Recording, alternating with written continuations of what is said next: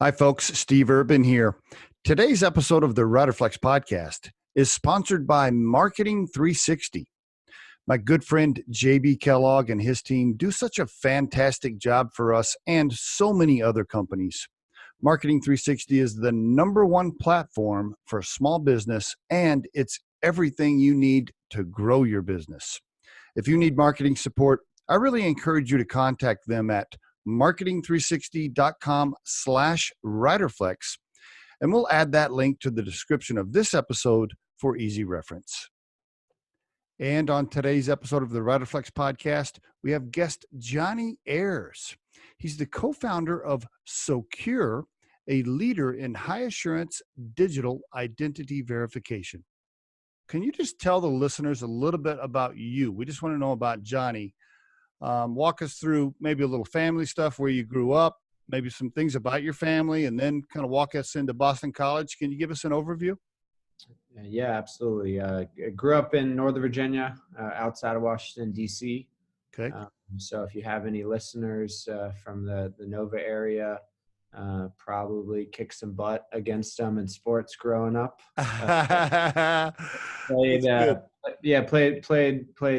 soccer, basketball, baseball, football, tennis.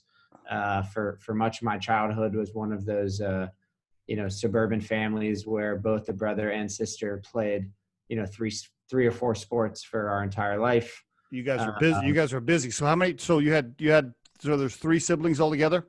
Two of us, my sister and I, okay. but both of us played, three or four sports our entire life, all the way through high school. Both played sports in college. So a lot of, you go in the car with dad to this, you go into the car with mom to this, and, we'll see you at home for dinner. Were your parents athletes too? They were. My dad played quarterback at West Point, and my mom actually was a synchronized swimmer. Wow. She also, while she was in college, she was a ski instructor. So just, very, very active, fit, athletic parents. Wow. I'm having a visual about your dad right now. So he's a quarterback at West Point. Okay. Was he super strict? Was it a super strict situation or no? Oh yeah. Just calm, cool, hippie. No, very, very strict. Some folks listened to, the Rolling Stones. We listened to Rush Limbaugh. So yeah, it was, fun, strict. His father was in the military. Oh boy. Yeah. So big Army family. Okay. A lot of yes sir, no ma'am, growing up. Was there pressure? Was there pressure for you to go to West Point or go into the service when you got out of school? So I made it easy. I got in a lot of trouble as a youth. Okay. A lot of cutting up, as my dad liked to say. So I probably made that decision rather easily. Okay. But no, I had a short list. UVA, Stanford, BC, Florida, Miami. I had my short list at a very young age, and West Point, Citadel, Naval Academy weren't on the short list. Okay. By the way, did you get into Stanford and you passed on that and went to Boston College? Just curious. I had a bit of a unique situation where I had a lot of full ride offers for all sports, football, basketball, baseball that I played. Wow. And so nice. I like to say when people are concerned about getting into college, I said, just be a good athlete. You must be a big guy. I'm going to guess. What's your size? What are you, 6'3", 6'4"? What are you? I wish 6 foot, little under 6'1". I think the NFL draft had me at like 6 3/4 of an inch. Okay. All right. So did you get drafted, by the way, out of Boston College for football? I went to camp with the Bengals. Okay. And then didn't end up getting signed for the year. Was that scary as hell? Can you just tell us? Was that super exciting? No, I think it's I think at each stage, folks get bigger and faster.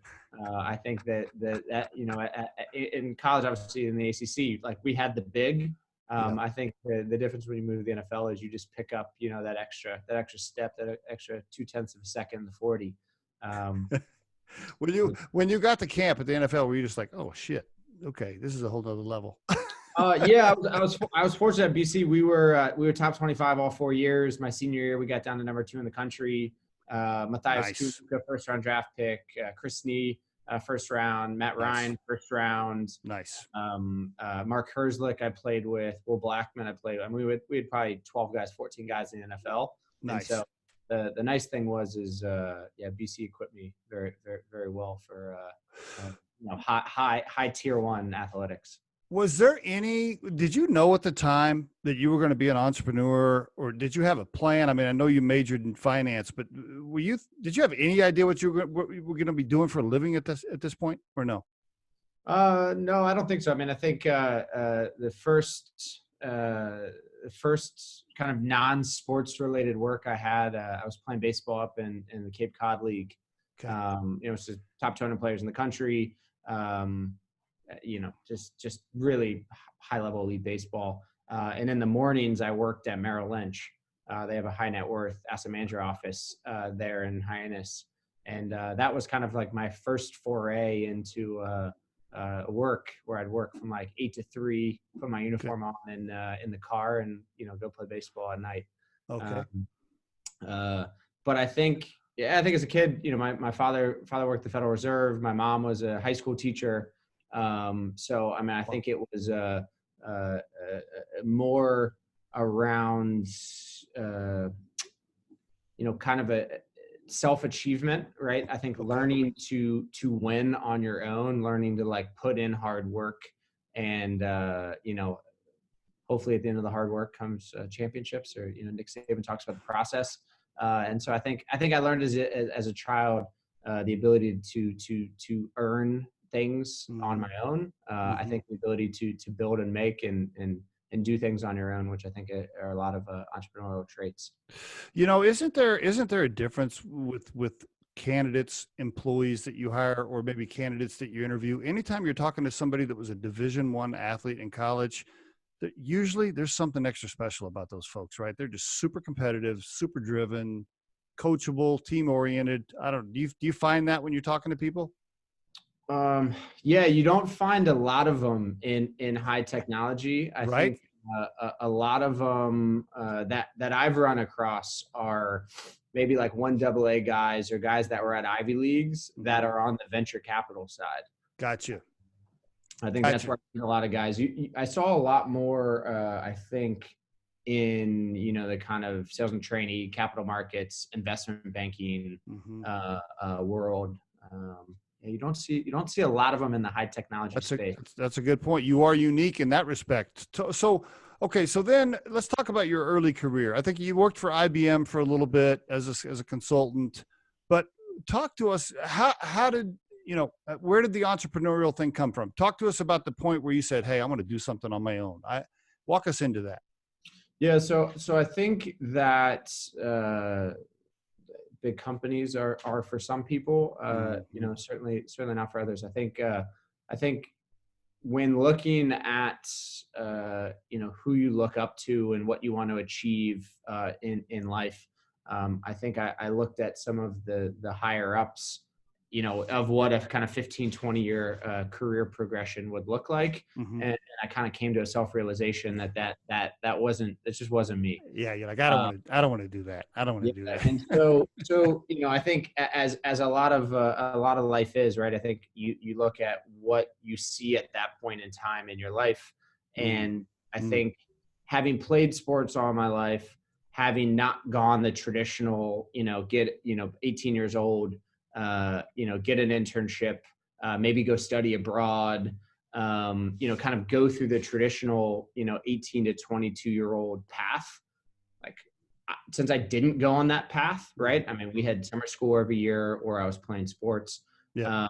I started kind of looking at what a lot of other friends had done that had, were really kind of on their stride in their mid 20s. Okay. And that led me with a couple other partners to start to look at internships abroad, study abroad programs. And, I started kind of traveling more and becoming a bit disillusioned with a large company consulting life. Okay.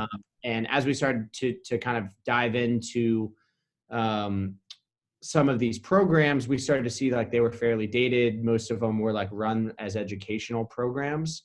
And yeah, we basically decided, could we build the, future of study abroad or the future of internships abroad that actually was targeted toward 18 to 24-year-olds, right? It wasn't built by educators.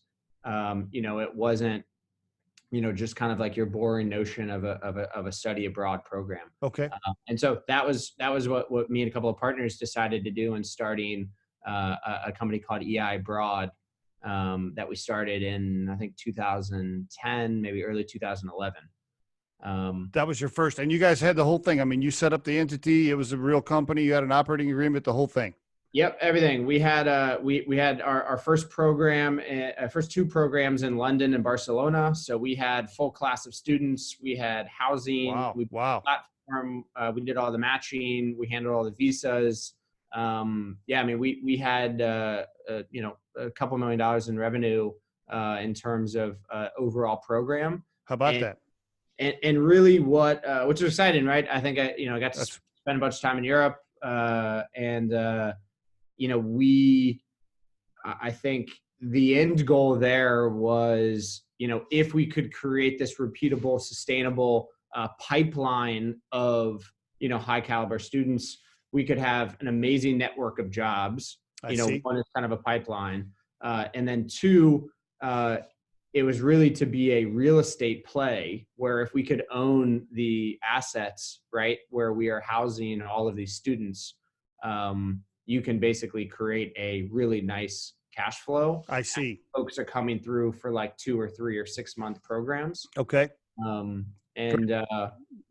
Great idea. I mean, great idea. Sounds like it was going great. By the way, did you bootstrap the whole thing? How'd you fund it? Yeah, so we had a friend who had a tremendous experience in one of his programs in Madrid, and that had been a major milestone or major opportunity that actually allowed him to get the job that he had at Goldman Sachs. And so he remembers them being really really excited and really valuing the opportunity he had. Okay. And so he was like, if we could replicate this many times over, this could be a really valuable opportunity. And so he provided us some of our initial funding. And then, the nice part about that business is we were starting to generate revenue from basically immediately. Wow, that's great. Okay, so you had two. It was you and a co-founder, and then the guy that gave you the seed money. Yeah, we had four partners. Oh, okay.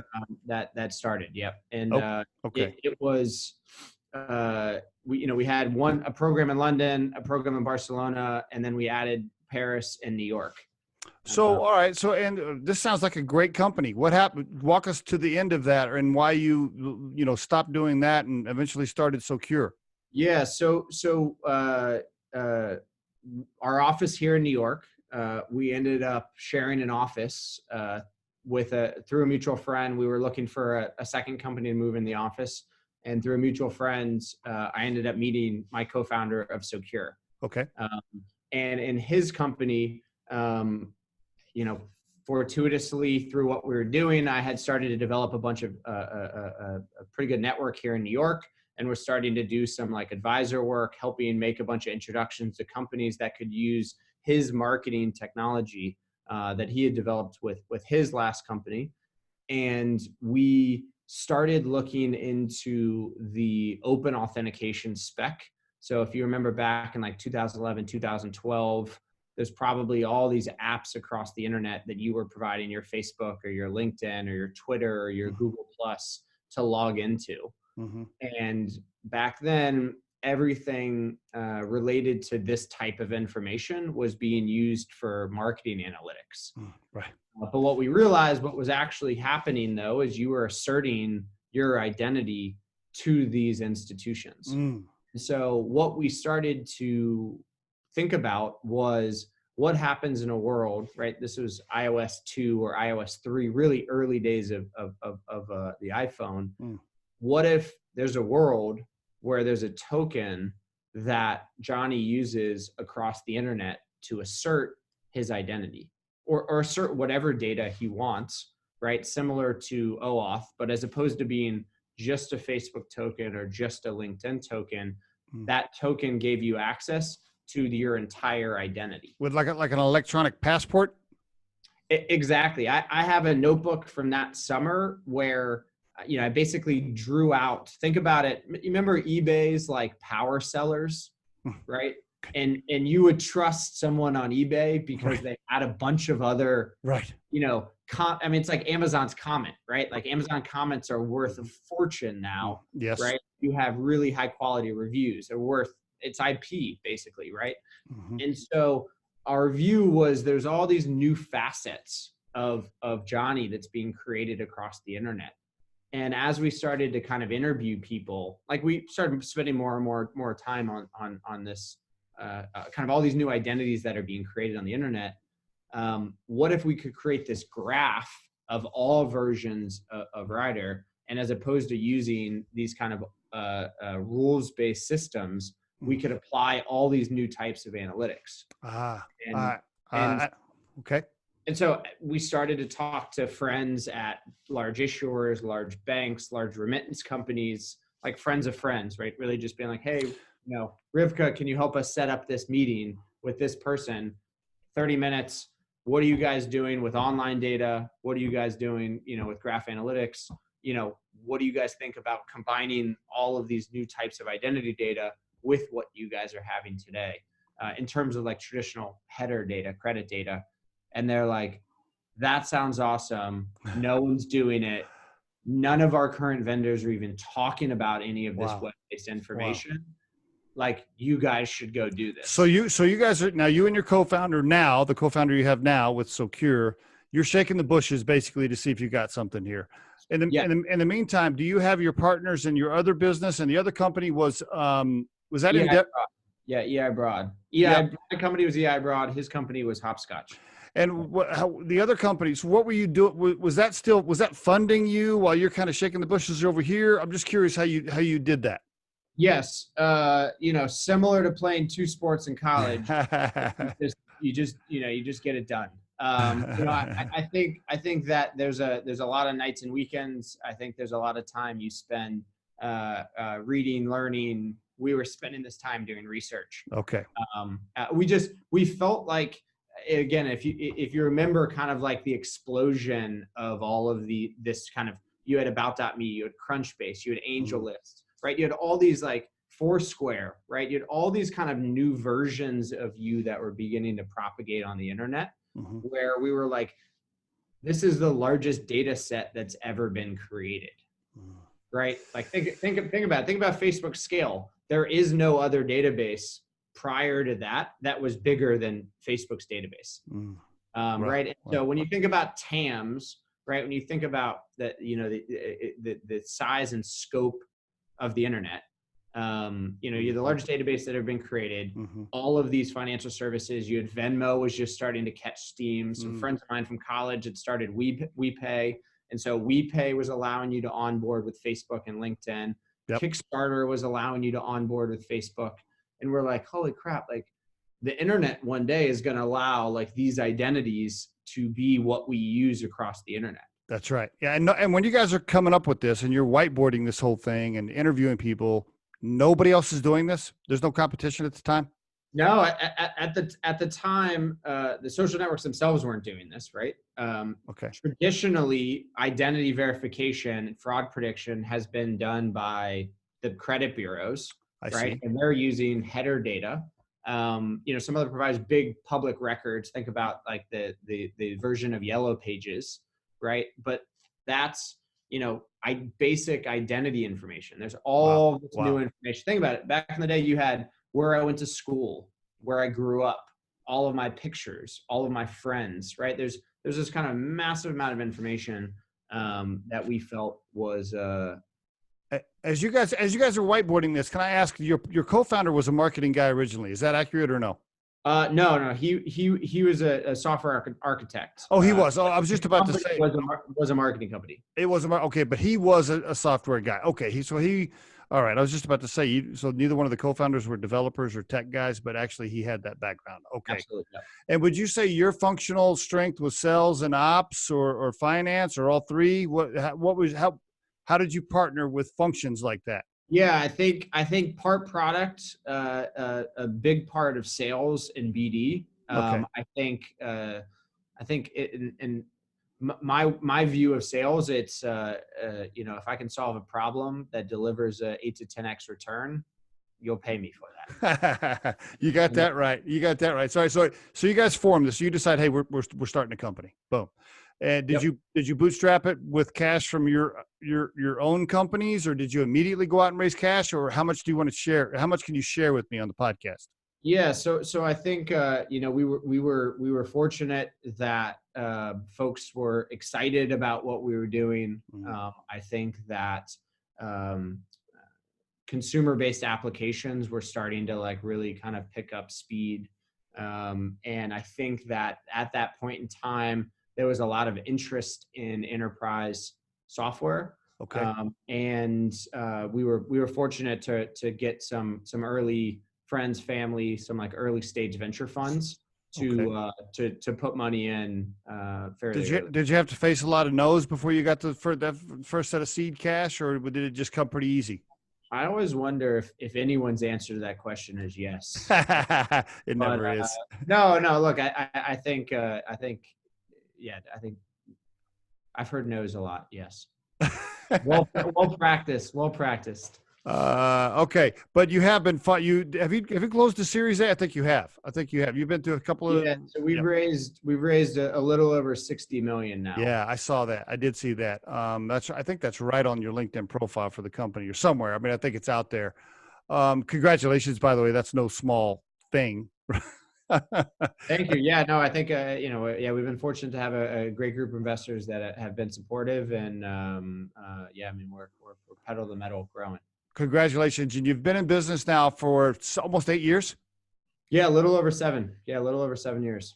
Wow, that's and how are you? So today, if we were clipping something from this podcast interview and you wanted to just give a Socure overview, give us the for the listeners, give it to us, the Socure overview. Yeah, absolutely. So Socure helps enterprises of all sizes verify consumers that are presenting their identity at day zero to open new accounts. Okay. To do that, we've built a predictive analytics platform that uses various forms of machine learning and artificial intelligence in looking at all dimensions of an identity: email data, phone data, device data, date of birth, SSN, from a variety of header, utility, telco, public records, data sources, to very, very accurately verify and provide good customer experiences to good consumers, while also incredibly accurately predicting those that are stealing identities or pretending to be the person that they're not. And are you protected because you have some super secret sauce that's patented? Or like how do you protect yourself from the competition, and how do you protect yourself from Google just doing all this? Yeah, so I think there's a couple of moats that I think we've built for I like ourselves. that. I like that. Yeah, the first I think is performance, right? I think that on the identity fraud side, no one's beaten us head to head. Okay. On the KYC coverage in terms of just the ability to verify good consumers, all age, all demographics, new to country, emerging identities. No one's beaten us in terms of match rates. So I think the first piece is, whether you're a large enterprise, the largest, banks or HR or telco companies, they're deploying a lot of money and have massive volume, and they're looking for the best performance possible. Whether it be the fastest moving fintechs, the most kind of technically analytically savvy. Again, they're trying to make the best decision possible based off performance. So the first piece is, we're winning, large and small because of performance. The second piece is the beautiful element of machine learning is that we are very rapidly getting getting smarter and better. And so because we require performance feedback, we are training and retraining each week, each month, which means that, once you're better, you're not actually competing against anyone else. You're competing against yourself. And so at this point in time, the performance feedback and the feedback loop that we receive in both solving for false positives and false negatives is really putting us head and shoulders above our competition. And so I think the second part is in the machine learning elements of what we built. I think the third is in automation. I think from the beginning, we have thought about any tasks that are repeatable. If we can build an automated function to automate them, well, then you have a 150, 200 person team that actually acts like they're 3 or 4 or 5 times bigger. And Okay. when you're a scrappy startup, and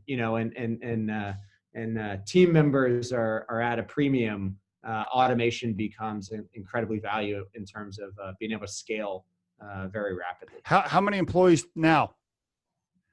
I think yeah, 130, 135, 140. Okay. Okay. Yeah. Can you share what you're doing in revenue, or is that too private of info for now? Yeah, we'll keep that. We'll keep that for now until we file that S1. No problem. No problem. Why didn't you take the CEO title? How did you decide to give your co-founder? Is he the CEO? My co-founder is no longer with the company. Oh, whoa. Okay. All right. Oh man, that's a juicy topic. We could go down that path. Tell me about the decision where a co-founder says, you know what, I started this thing, I got it going, but it's time for me to bring in a different CEO. Can you just share that with me? Share how that happened for you. Yeah. So I think it's now I'll speak specifically to, I think, to our CEO, because he's been incredibly strong in a number of verticals.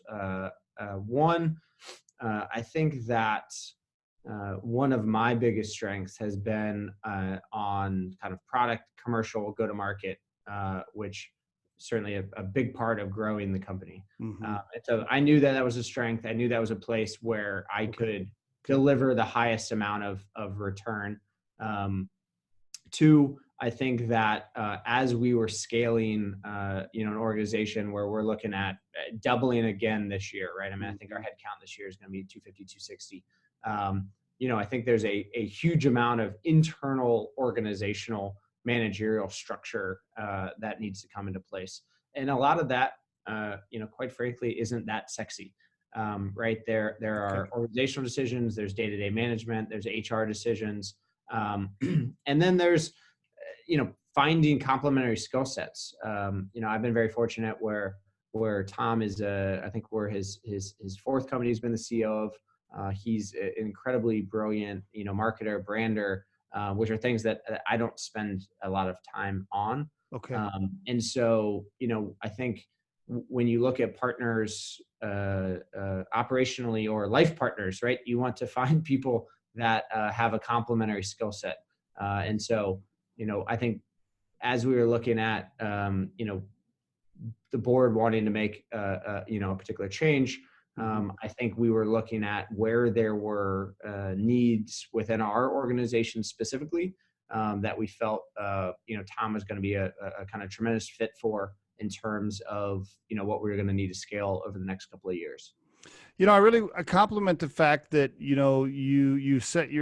were able to set your ego aside, which, by the way, a lot of co-founders can't do, which is why their companies stay small.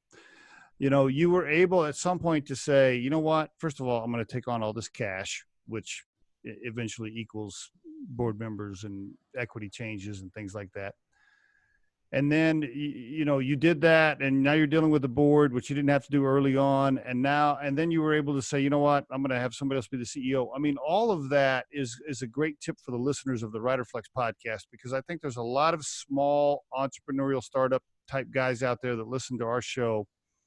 And because they were a co-founder, they're walking around with these giant egos, and they think they know everything, and they don't want to put anybody else in charge, and they stay small. I mean, eventually, if you want to scale, if you want to grow, you have got to, like you said, surround yourselves with people that can complement your skill set and let go just a little bit, or, you're not going to go anywhere. So my compliments to you to be able to do that, which I'm guessing, being an athlete, that was, that's not always easy to do. Because I think as you scale, right, the goal is to to hire more managers and hire more Mm-hmm. leaders that have incredibly complementary skill sets. Yes. Right. If we look at our leadership team right now, we have folks from vastly different backgrounds that are internally at Socure solving vastly different problems Mm-hmm. for us, all of which combined are what are making us a force in the market. That's good for you. Let me ask you this. I want to ask you a couple of more questions here on people. So at Riderflex, what we do for a living is recruiting and staffing, and so we interview people every day, all day, and we're always placing talent in companies. For you guys, growing as fast as you are, when you interview somebody, I'm just curious. Tell me what you look for when you're dissecting a candidate and you got them in a room and you're talking to them. What is Johnny looking for to say this person is a match for our team? What does it for you? Yeah, absolutely. So again, it depends on which role we're hiring for, but I think there's a couple of underlying core pillars, if you will, of what I look for and are Okay. generally I'm interviewing for. I think one is a kind of perpetual thirst for new information. So one of the things I always ask people is, what's the most recent book you read? Walk me through, if you were to learn and have to teach yourself a new topic, any topic, tell me how you would go about teaching yourself that new thing. That's a good one. My friends laugh at me all the time because they'll be like, "Where did you learn that?" I'm like, YouTube. Like literally anything you want to learn in the world, it's there. It's on YouTube somewhere. You just have to find it, right? And so I think this is, I think really, really, really important. We obviously have a good sized office in India, very large cricket culture, right? And so we're going out to play cricket, and guys on my team are like, "You ever played before?" And I'm like, "No, but I'll figure it out."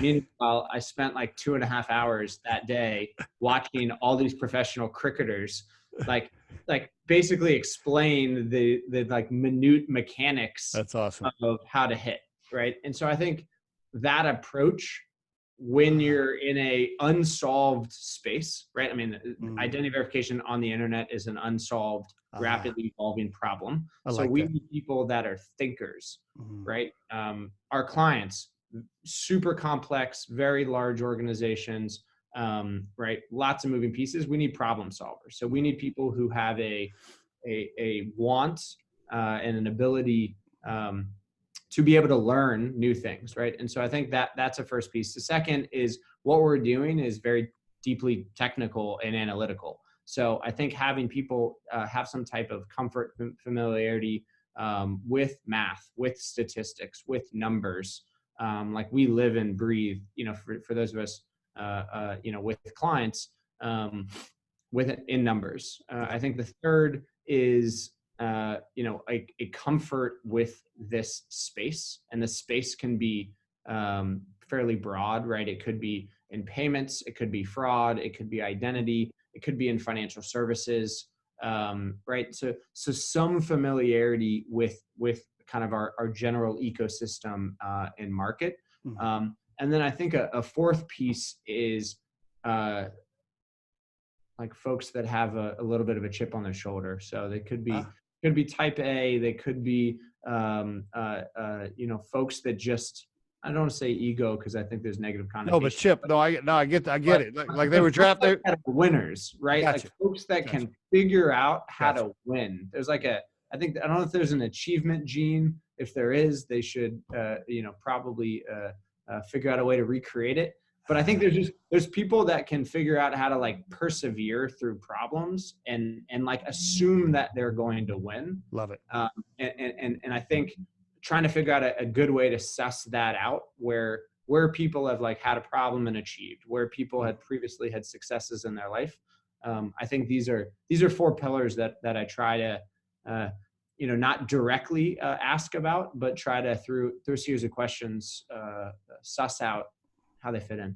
I love it, Johnny. You can tell you're super passionate about making sure you get the right person in the building on the team, and you've spent a lot of time on that. You can just tell by how passionate you were when you dove into all of that. I think that's super critical. Getting the right people on the team is so important.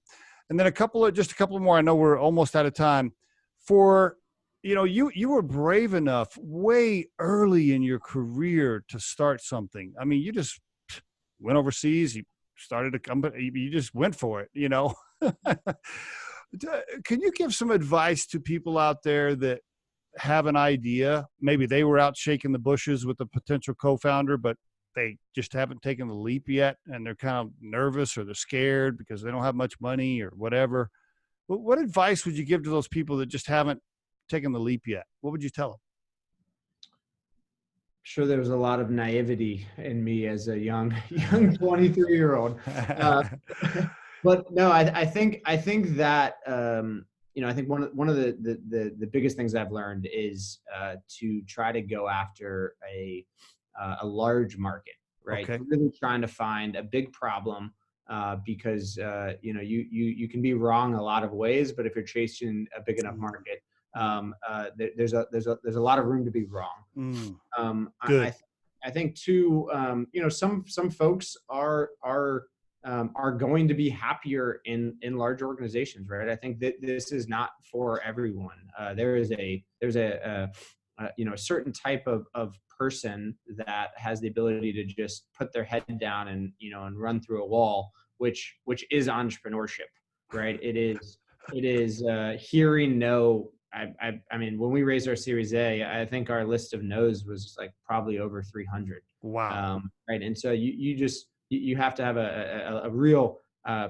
think, passion for what you're trying to achieve, right? What you're trying to solve.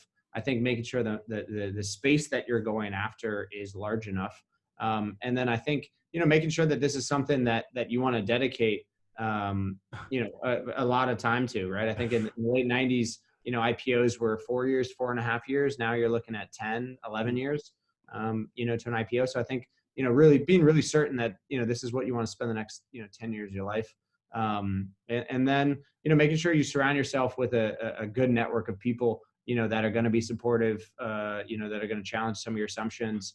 But it's, I'm guessing you were challenged early on many times. yeah, no, and still are today, right? I mean, I think this goes back to the constantly learning piece, where startups are rapid iterations of failures, learning from your mistakes, achieve, right? Failures, learn from your mistakes, achieve, and there's a really good circular loop in Ray Dalio's book Principles, where he Mm. talks about like basically the iterations and cycles of improvement, right? And learning from your mistakes, getting feedback, and kind of moving to the next tranche of success. I'm so glad you mentioned that, because I think a lot of people that haven't tried something like this, they see a company, they look up Socure online, they see your website, they look you up, and they go, and they think to themselves, oh, he just did this, and then he started the company and everything's fine, and look at this big company. And it was just like, oh, it was just, he just decided to do this, and it just all went super smooth, and there was no hurdles or pain points. It's like Very little about this is linear.